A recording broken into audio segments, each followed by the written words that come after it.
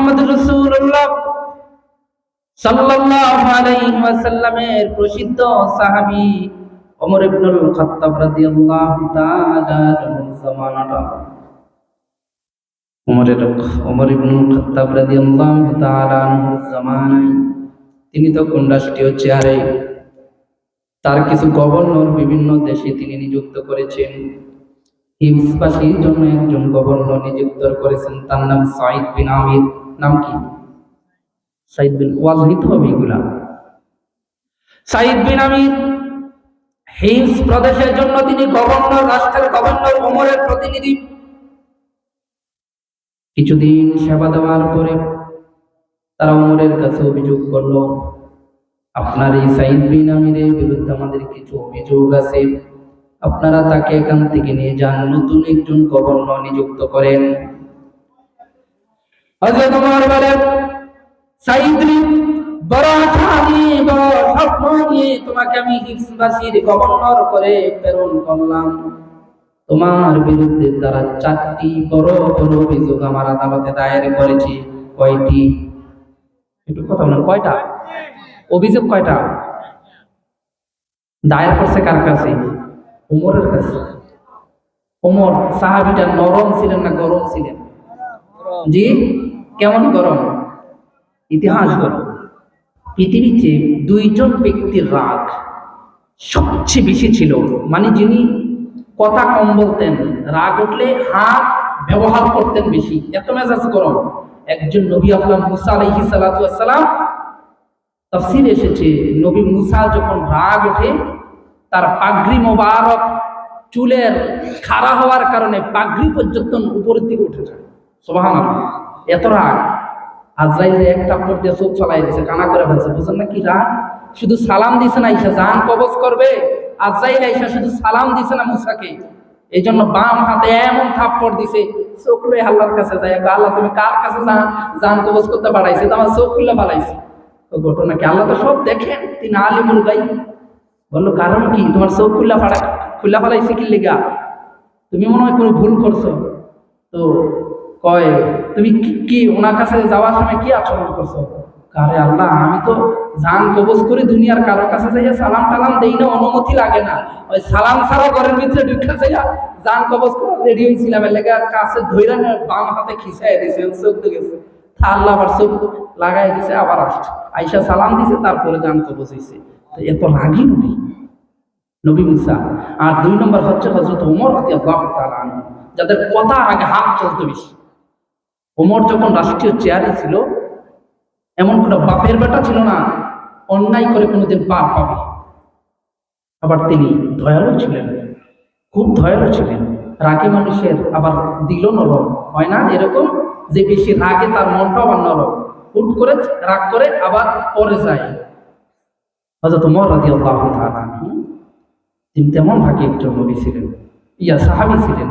হযরত ওমর রাদিয়াল্লাহু তাআলা আনহুর সময় যখন হিমসের এই অভিযোগগুলো চলে আসলো, যে সাইদ রে, তোমাকে বড় আশা করে দিলাম, আজকে তারা বড় বড় 4টি অভিযোগ দিল তোমার বিরুদ্ধে। সাইদ বিন আমির বলেন, ইয়া আমিরুল মুমিনিন, কি অভিযোগ তারা আমার বিরুদ্ধে দায়ের করলো আপনি পেশ করেন। 1 নম্বরের অভিযোগ, তুমি প্রতিদিন অফিসে 1 ঘন্টা লেট করে যাও। রাষ্ট্রীয় তুমি কাজের জন্য প্রতিদিন 1 ঘন্টা লেট করো। কয় ঘন্টা? 1 ঘন্টা লেট করে। আমাদের দেশে শিক্ষা প্রতিষ্ঠান, অফিস আদালতে এরকম লেট করে না? কোন হিসাব আছে? যদি এইখানে ধরেন আপনাদের, এটা তো প্রাইমারি স্কুল মাঠ, প্রাইমারি স্কুলের টিচার যদি প্রতিদিন 1 ঘন্টা 1.5 ঘন্টা করে লেটে আসে, এটার জন্য কি আপনি ডক্টর ইউনূসকে যাইয়া জিজ্ঞাসা করবে? কেউ করবে না। সাইদ বিন আমিরের ব্যাপারে 1 ঘন্টা লেট করে তৎকালীন জমানার শাসক ওমরের সময় এই জন্য ওমরের কাছে অভিযোগ দেয়।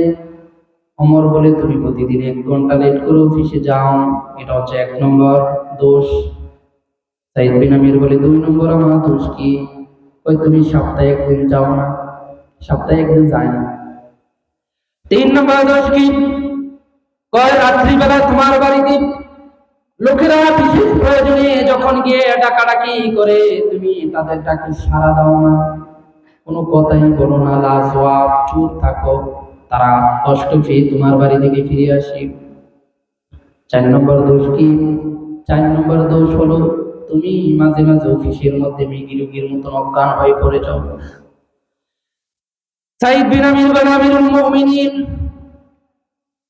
যে 4টি অভিযোগ আমার বিরুদ্ধে তারা করলো, 1 নম্বরে অভিযোগ আমি 1 ঘন্টা লেট করে কেন অফিসে যাই। তাহলে শুনুন, হিমসবাসীদেরকে ডাকা হলো, এরকম খোলা মোটে এরকম সকলকে জমায়েত করে এভাবে মঞ্চ থেকে সাঈদ বিন আমির তার অভিযোগ খানাগুলো উত্তর দিতেছে। তিনি বলেন, আমি প্রতিদিন 1 ঘন্টা লেট করে কেন যাই। ওই হিমসবাসীরা শোনবে, আমার বাড়িতে কোনো চাকর নাই, কোনো কাজের লোক নাই। চিন্তা করতে পারছেন, একটা গভর্নর, রাষ্ট্রের একটা প্রদেশের বাড়িতে চাকর নাই, আর চেয়ারম্যানের চাকর আর মেম্বারের চাকরের তো অভাবে নাই, ঠিক না? আর এমপি মন্ত্রী হলে তো কথাই নাই। একটা দেশের গভর্নর, প্রদেশের, তার বাড়িতে কোনো চাকর নাই। সে বলে চাকর নাই, আমার স্ত্রী রান্না বান্না কাজের সহযোগিতা করতে গিয়ে আমার একটু দেরি হয়ে যায়, তাই প্রতিদিন 1 ঘন্টা অফিসে লেট করে আসি। ওমর বলে, বুঝতে পারলাম। 2 নম্বর অভিযোগ, সপ্তাহে কেন 1 দিন আসো না তুমি? এবার সাঈদ বিন আমির চোখের পানি পড়ে আর বলে, ওই আমিরুল মুমিনিন, ওই হিমসের অধিবাসীরা শোনো রে, আমি সাঈদ বিন আমিরের গায়ে যে জামাটা দেখতেছো, এই জামা ব্যতীত আমার দ্বিতীয় কোনো জামা নাই। 6 দিন অফিস করি, এটা ময়লা হয়ে যায়, কাপড়টা নোংরা হয়ে যায়। সামনে শুক্রবার জুমার দিন থাকে, তাই বৃহস্পতিবারের রাতে কাপড়টা ধুয়ে দেই, সারা রাত কাপড়টা শুকায় না, তাই তারপর দিন ভিজা কাপড় নিয়ে আর অফিসে আসি না। ওই কাপড় না থাকার কারণে আমি সপ্তাহে 1 দিন আসি না। চিন্তা করে দেখেন, একটা দেশের গভর্নর 1 কাপড়ে দিন কাটায়, আর আমাদের দেশের গ্রামের মহিলাদের আলমারিতে শাড়ি কত আসেনি? আপনাদের অঙ্গঘরে বিদেশি মহিলাদের ঘরে শাড়ি আলমারিতে মনে হয় 5-10 বছরও ব্যবহার করেন, এরকম অনেক পরিত্যক্ত কাপড় আছে না? পুরুষের অনেক কাপড় আছে যেটা একবার বিয়ের বাড়িতে পরে গেছে, আর এটা যে আলমারিতে আছে এটা ভুলেই গেছে, আসেনি? এরকম কাপড় আছে। রাষ্ট্রের একজন গভর্নর একটা কাপড় প্রতিদিন ব্যবহার করে, ময়লা হয়ে যায়, এই জন্য তিনি 1 দিন আসতে পারে না, কাপড়টা ধুয়ে দিতে হয়। এই যে শীত, এই শীতকাল বিভিন্ন জায়গায় আমরা দেখি, রাস্তার ফ্লাইওভারের নিচে, রেল স্টেশনে, বিভিন্ন হাইওয়েতে, টঙের ওপরে, আইল্যান্ডের ওপরে, বিভিন্ন জায়গায় কত মানুষ শুয়ে থাকে একটা পাতলা জামা গায়ে দিয়ে। এমন জায়গায় দেখেছি লুঙ্গি টেনে গায়ে দেয়, উপরে দিলে নিচে খালি, নিচে দিলে উপরে খালি। এরকম মানুষ আপনারা দেখেন না? এই যে মানুষগুলো অসহায়, এই যে মানুষগুলো শীতার্ত অবস্থায় দিন কাটায়, এই সব কিছুর জন্য কিয়ামতের ময়দানে আল্লাহর কাঠগড়ায় ওই প্রভাবশালী ক্ষমতাধর ব্যক্তির, রাষ্ট্রের সকল দায়িত্বশীলদেরকে আল্লাহর কাঠগড়ায় দাঁড়িয়ে জবাবদিহি করতে হবে, ঠিক কিনা? আলা কুল্লুকুম রাঈন ওয়া কুল্লুকুম মাসউলুন আন রাইয়াতিহি। ইবনে মাজার হাদিস, পৃথিবীর প্রত্যেকটি মানুষ দায়িত্বশীল, কিয়ামতের ময়দানে তার দায়িত্ব সম্পর্কে আল্লাহর কাঠগড়ায় দাঁড়িয়ে জবাবদিহি করতে হবে। আপনি, আপনার ছেলে লন্ডনে আছে, সৌদি আছে, কাতার, কুয়েত, সিঙ্গাপুর, মালয়েশিয়া, দুবাই আছে, আপনার কম্বল বাড়িতে অভাব নাই, আলমারিতে পড়ে আছে, ব্যবহার করার লোক নাই, আর আপনার প্রতিবেশী তার ঘরে একটা ভালো কম্বল নাই, লেপ নাই, তার সন্তান নিয়ে কষ্টে দিনাতিপাত করতেছে।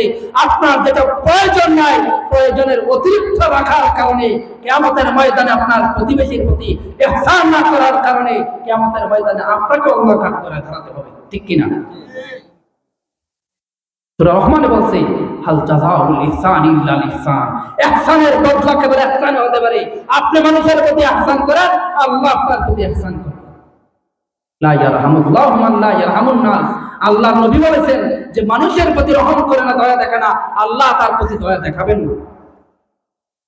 আমরা এমন এক সেলফিশ টাইপের হয়ে গেছি, এমন এক স্বার্থবাদী জনগোষ্ঠী হয়ে গেছি, নিজে খেয়ে পরে বাঁচতে চাই, প্রতিবেশীর খবর রাখি না। এরকম ডাকাত আছে না নাই? অথচ কোরআন বলি, কাইলা ইয়াকুলা দুনাতাম বাইনাল আগনিয়াই মিনকুম, শুধু টাকা পয়সা, অর্থ সম্পদ, সামর্থ্য শুধু ধনীদের কাছে পঞ্জীবিত রাখার জন্য ইসলাম দেওয়া হয় নাই। এটা ঘূর্ণায়মান অর্থনীতির চাকা, সবার জন্য সমান। ধনী যা খাবে গরিব তা খাবে, ধনী যা করবে গরিব তা করবে। আল্লাহ বলে তুই ছাতা নাতা কয় টাকার মালিক হয়ে গেছস? আল্লাহ বলেন সব মানুষ আমার কাছে যখন হাত চায়, হাত উঠায়, সবগুলাই তোরা ফকির। আনা গনিয়ুল হামিদ ওয়া আনতুমুল ফুকারা। আল্লাহ বলেন দুনিয়ার সবাই ফকির, ওয়া আনতুমুল ফুকারা। বলতেছেন যে বলছেন তোরা সবাই ফকির, একমাত্র আনা গনি, আমি আল্লাহ ধনী। আমরা সবাই কি ফকির? ফকির লজ্জা বলে আপনাদের? আমরা কি সবাই কি ফকির না? অসহায়, মিসকিন, অভাবগ্রস্ত। শুধু টাকা থাকলে আপনি ধনী, ছেলে ৮-১০টা থাকলে ধনী, কন্যা নিতে পারলে না। ছেলে যদি ৫-৭টা থাকে, বাপের যা ভাম্পার রে বাবা। অম্বপুর এরকম আসেনি? হ্যাঁ, ৫-৭টা যদি ছেলে থাকে, আমার লাঠি আছে রে। আল্লাহ বলেছেন খুলিকল ইনসানু দাঈফা, তোকে দুর্বল করে সৃষ্টি করেছি। আন্নাল কুওয়াতা লিল্লাহি জামিয়া, সমস্ত একচ্ছত্র ক্ষমতার মালিক কেবলমাত্র আমি আল্লাহ। বান্দা তোকে দুর্বল থেকে দুর্বল করে সৃষ্টি করেছি। এত দুর্বল, সামান্য একটা মশা, এটার কারণে গরমকালে মশাই টানায় ঘুমাইতে হয়, এটার কারণে কয়েল জ্বালায় ঘুমাইতে হয়। আল্লাহ বলেছেন তোদেরকে দুর্বল করে সৃষ্টি করেছি। আর তুই বলস তোর ৫-৭টা ছেলে আছে, তোর চেয়ার আছে, তোর ক্ষমতা আছে, তোর গিয়ার আছে। আমি আল্লাহ নমরুদকে একটা ল্যাংড়া বসা দিয়ে শেষ করে ফেলছি, জোতা যা বাইরে ফেরাউনকে পানিতে চুবায়া মারছি।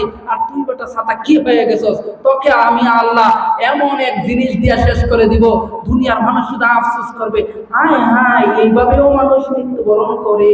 এরকম আফসোসের মৃত্যু আমাদের সামনে অনেক হয়েছে না?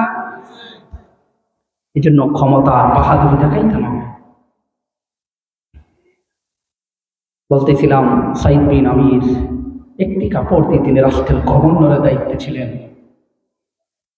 আর আমাদের দেশের দায়িত্বরা, দায়িত্ব পাইলে কি পরিমাণ দুর্নীতি, ২৮ লক্ষ কোটি টাকা দুর্নীতি করে যারা অতীতে দেশ পরিচালনা করেছিল, আগামী ২০ বছর বাংলাদেশ অনায়াসে দিব্যি চলে যত সুন্দর করে, এত পরিমাণ ক্ষতি, লুট তরাজ, দুর্নীতি করে তারা চলে গেছে। কিন্তু কিন্তু যারা হাঁ করে আছে আমরা আসলে এই করব সেই করব, তারা বিগত ১৬-১৭ মাসে কি করতেছে এটা আমরা এই সবাই দেশের মানুষ দেখতেছি কিনা? এরা কি করবে? মানুষ বুঝতেছে চাঁদাবাজি, জুলুম, নির্যাতন, দখল বাণিজ্য কারা করতেছে। এই দেশ ইসলামপন্থী ছাড়া আর কোন মানুষের কাছে নিরাপদ নয়, ঠিক কিনা? ইসলাম ছাড়া এই দেশের ভাগ্য পরিবর্তন হবে না, দিনের বিজয় ছাড়া পরিবর্তন হবে না। বিগত ৫৪ বছরে যারা এই ক্ষমতার পালাবদল ক্রমে আসছে, তারা কেউ বাংলাদেশের ভাগ্য খুলে দিতে পারে নাই, বাংলাদেশের উন্নতি করতে পারে নাই। কেউ চুরের খনি, কেউ হাওয়া বোমা, কেউ দুর্নীতিতে চ্যাম্পিয়ন, কেউ বিদেশে সেই ওই বেগমপাড়ায় বাড়ি করে দেশ থেকে বিতাড়িত হয়েছে। আগামীতে আর এরকম দখল বাণিজ্য, চাঁদাবাজ, জুলুমবাজদের হাতে বাংলার মানুষ ক্ষমতা দিতে চায় না। আপনারা কি চান? ইসলামকে আমরা রাষ্ট্রীয়ভাবে ক্ষমতায় দেখতে চাই, রাজি আছেন? আল্লাহ কবুল করে বলে আমি সাইদ বিন আমির এক কাপড়ে দিনাতিপাত করে হযরত ওমর রাদিয়াল্লাহু তাআলা বলেন, সাইদ বুঝলাম ২ নম্বর ব্যাখ্যা দিলা তোমার এক কাপড়, এই জন্য তুমি সপ্তাহে একদিন আসো না। ৩ নম্বর দোষ, তোমার রাত্রি বেলা বাড়িতে মানুষ গেলে তোমাকে ডাকলে তুমি কেন শোনো না, ডাকে সাড়া দেও না, তোমার কারণ কি? তোমার কি কোনো অহংকার আছে নাকি? সাইদ বিন আমির মাথা নিচু করে বলেন, আমিরুল মুমিনিন, সপ্তাহে ৬টি দিন আমি সকাল থেকে সন্ধ্যা মানুষের জন্য খাটুনি দেই, মন্ত্রণালয়ের সকল কাজগুলো মানুষকে বুঝিয়ে দেই। দিনের মানুষের কর্মের কারণে, রাষ্ট্রযন্ত্রের কারণে বিন্দু পরিমাণে আমার রবের সাথে নেটওয়ার্ক যোগাযোগ করতে পারি না। এই জন্য রাত্রিবেলা পুরোটা সময় আমি আমার রবের সাথে, আমার মাসুকের সাথে সময় দেওয়ার জন্য জায়নামাজে দাঁড়িয়ে যাই। ফজরের আযান হওয়া পর্যন্ত জায়নামাজে দাঁড়িয়ে আমি আল্লাহর সাথে কথা বলি। এই জন্য দুনিয়ার কোনো মানুষ ডাক দিলে আমি সাড়া দেই না। সুবহানাল্লাহ!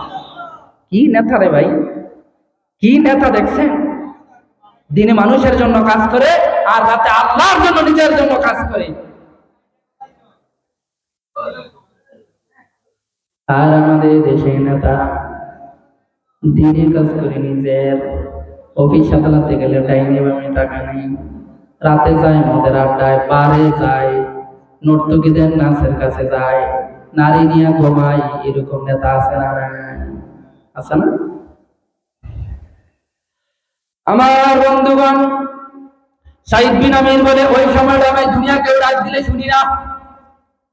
আল্লাহ রাব্বুল আলামিন সূরা আলার ভিতরে ঘোষণা করেছেন, আল্লাহ রাব্বুল আলামিন বলেছেন, ক্বাদ আফলাহা মান তাযাক্কা ওয়া যাকারা ইসমা রাব্বিহি ফাসাল্লা।